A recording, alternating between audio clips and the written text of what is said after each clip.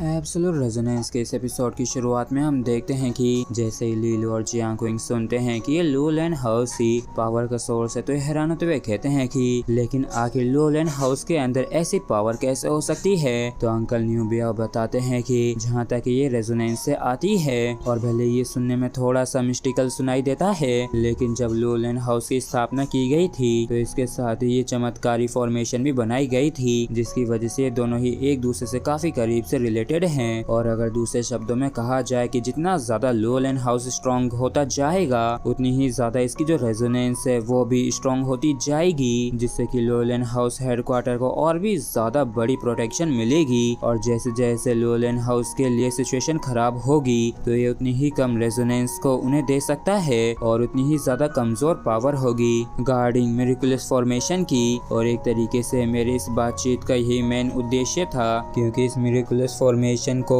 Stronger resonance की जरूरत है और इस चीज को जो अचीव कर सकता है वो क्लियरली सिर्फ तुम दोनों ही हो। और इस चीज को सुन के लीलो हैरान होता है और कहता है कि ये तो सच में काफी इनक्रेडिबल है, क्योंकि वैसे भी लूलैंड हाउस को स्टेबल करके उसकी स्ट्रेंथ को बढ़ाना ही हमेशा से हमारा गोल रहा है। तो अच्छी बात यह है कि अब हम अपने पेरेंट्स के लिए भी यहाँ पे कुछ कर सकते हैं, जो कि कम से कम उनके लौट के यहाँ पे आने तक का इंतजार करने से तो बेहतर ही होगा। और फिर लीलो खुश होते हुए कहता है कि वैसे अंकल ब्याओ, अगर आप ड्यूक स्टेज जैसे स्ट्रॉन्ग बंदे के क्लोन को मार सकते हैं जो कि लूलैंड हाउस के हेडक्वार्टर के अंदर घुसपैठ किया था, तो फिर आप तो उस ड्यूक स्टेज वाले बंदे से स्ट्रॉन्ग होंगे या फिर उससे ऊपर होंगे। और अगर आप अपनी रियल स्ट्रेंथ को रिवील कर सके तो लूलैंड हाउस की जो ज्यादातर प्रॉब्लम्स होगी वो आसानी से ही सॉल्व हो जाएगी। तो अंकल न्यूबिया जो तो ये कहते हैं कि तुम मुझे कुछ ज्यादा ही 30 मार खा समझ रहे हो, और वैसे भी पास्ट में काफी सारी घटना घटी हैं, इसलिए मैं उनके बारे में बात नहीं करूंगा।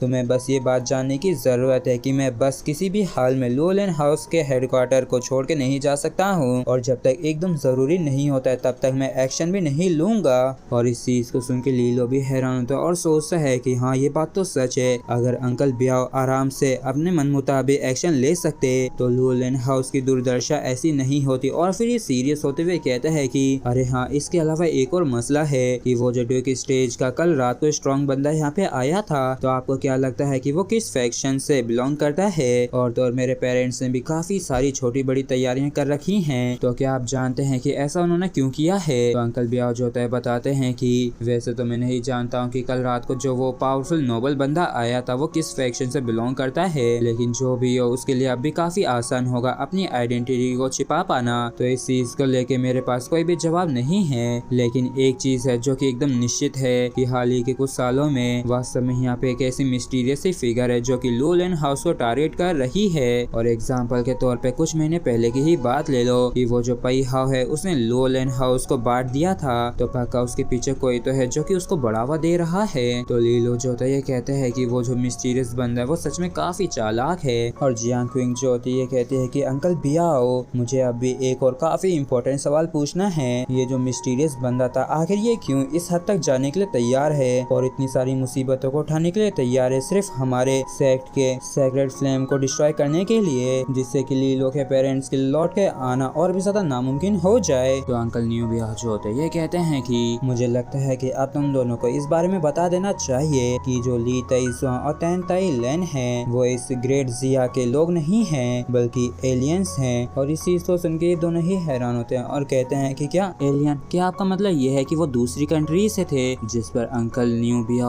हामी भर देते हैं। और रही बात की आखिर ये लोग क्यों लूलैंड हाउस के पीछे पड़े हुए हैं, जिसके बाद अंकल ब्याओ जो होते हैं ये एक और पोर्टल को ओपन करके किसी चीज को बाहर निकालते हैं और कहते हैं कि ये सबसे क्रूशियल प्लेस है पूरे ही अंडरग्राउंड पैलेस में, क्योंकि जो चीज ली ताइजुआ और तैन ताई लैन को पावर ट्रांसमिट करती है वो ये है। और हम वाकई में काफी ज्यादा ग्लो करते हुए क्रिस्टल को देखते हैं और अंकल ब्याओ जो होते बताते हैं कि और मुझे लगता है कि वो जो मिस्टीरियस लोग हैं जहाँ तक है वो उनको इसी चीज के लिए टारगेट कर रहे हैं, और ये जो चीज है ये डिवाइन एजेंस है और इसको हासिल करने के लिए ड्यूक स्टेज का वो बंदा कुछ भी कर सकता है, क्योंकि सिर्फ ये लेजेंडरी मटेरियल ही है जिसके दम पे ये उनके साथ कांटेक्ट कर सकते हैं, जिससे कि उनको किंग बनने का सीक्रेट मिल जाए। और जैसे ये दोनों सुनते हैं कि किंग बनने का सीक्रेट तो इन दोनों के होश उड़ जाते और लीलो सोचता है कि ना सिर्फ मेरे पेरेंट्स जिया किंगडम में कहीं और से आए हैं बल्कि उनके पास तो इस तरीके का यूनिक ट्रेजर भी है जो कि वाकई में काफी काफी ज्यादा एक्स्ट्रा ऑर्डिनरी दिखता है। और जियांग कहती है कि क्या ये चीज आप हमें कुछ खास वजह से बता रहे हैं? तो अंकल न्यू बियाओ जो होते बताते हैं कि तुम लोग सच में काफी चालू हो।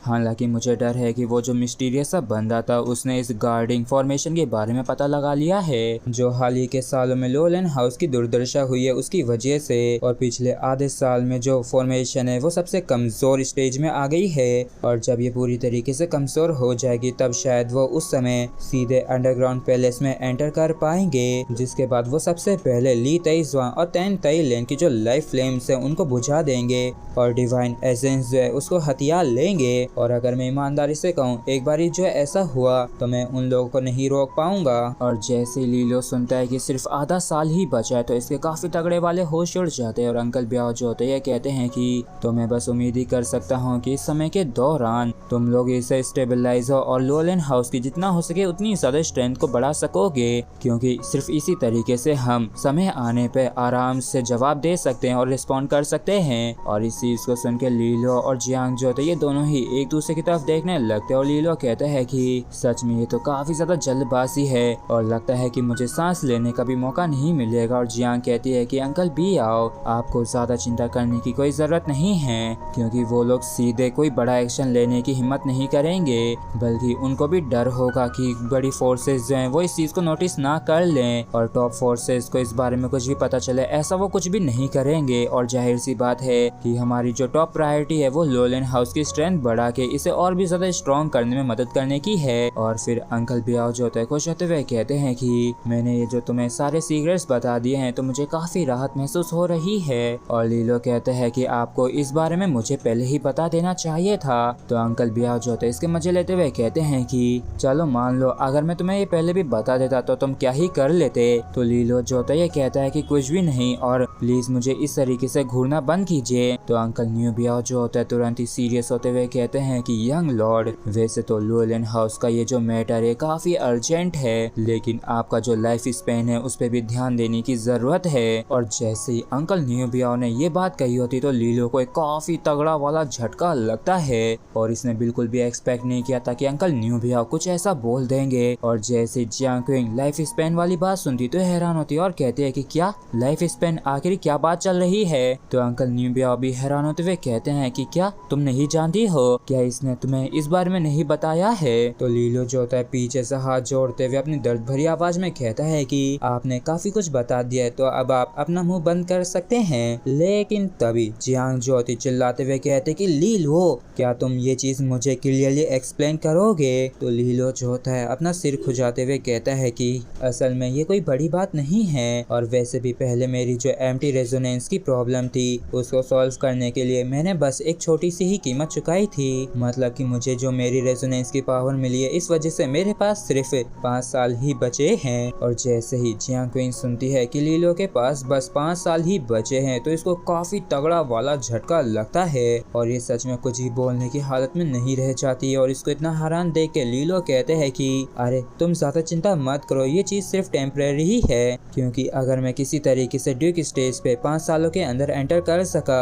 तो मेरी जो लाइफ स्पेन है वो बढ़ जाएगी या फिर पूरी तरीके से ठीक होके मुझे अपनी लाइफ मिल जाएगी। तो जियांग जो होती है अपनी चुप्पी तोड़ते हुए कहती है कि क्या तुम्हें 5 सालों में ड्यूक स्टेज पे पहुंचना है? मतलब कि तुम 5 सालों बाद 20 साल के हो जाओगे और इस उम्र तक ड्यूक स्टेज पे पहुंच पाना वाकई में काफी ज्यादा मुश्किल है। और ऐसा दिखता है जैसे कि जिया किंगडम में इस उम्र में कोई भी इस लेवल तक नहीं पहुंचा है। तो लीलो जो होता है खुश होते हुए कहता है कि तुम बिल्कुल भी चिंता मत करो, मैं पक्का 5 सालों के अंदर ये करके दिखाऊंगा। और वैसे भी मेरे एम्प्टी रेजोनेंस की प्रॉब्लम को सॉल्व करने का कोई और दूसरा तरीका नहीं था, इसलिए बस मैं इस कीमत को ही चुका सकता था। और इसी के साथ हमारा ये एपिसोड यहीं पे खत्म होता है। अगर आप लोगों को वीडियो अच्छा लगा तो प्लीज चैनल को सब्सक्राइब और वीडियो को लाइक करना बिल्कुल भी ना भूलें। Thank you.